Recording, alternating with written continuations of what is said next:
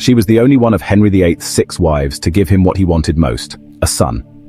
But her life was brief, and her legacy often overlooked.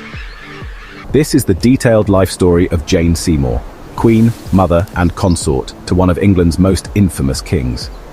Jane Seymour was born sometime in 1508 or 1509 at Wulfhall in Wiltshire, England.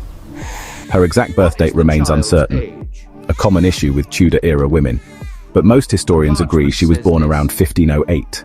She was the daughter of Sir John Seymour, a respected courtier and soldier, and Marjorie Wentworth, a woman from a prominent and noble family.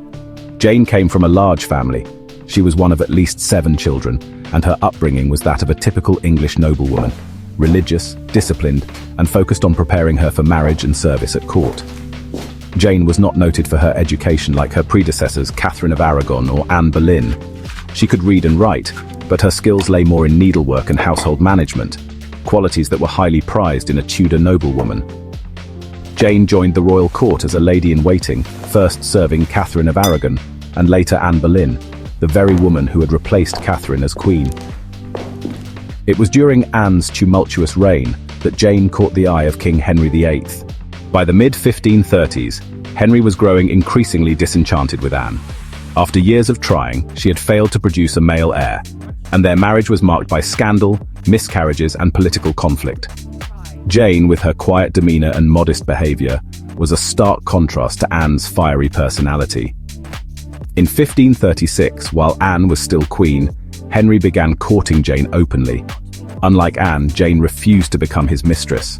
She was encouraged, some say manipulated, by her ambitious family, especially her brothers, Edward and Thomas Seymour, to hold out for marriage. On May 19, 1536, Anne Boleyn was executed for alleged adultery, incest, and treason. Just one day later, Henry became formally betrothed to Jane Seymour, and on May 30, 1536, they were married. Jane became Queen Consort of England, and unlike her predecessors, she kept a low profile. She restored Princess Mary, Henry's daughter with Catherine of Aragon, to favour, helping mend the father-daughter relationship. Jane was politically cautious, but she did once plead with Henry to spare the lives of rebels from the Pilgrimage of Grace, a large Catholic uprising in the north. Henry angrily reminded her of what happened to Anne Boleyn when she meddled in his affairs. Jane never made a political request again. On October 12, 1537, after more than a year of marriage, Jane Seymour gave birth to the king's long-awaited male heir, Edward VI. It was a difficult labour that lasted 2 full days and nights, but it ended in triumph. Henry was overjoyed.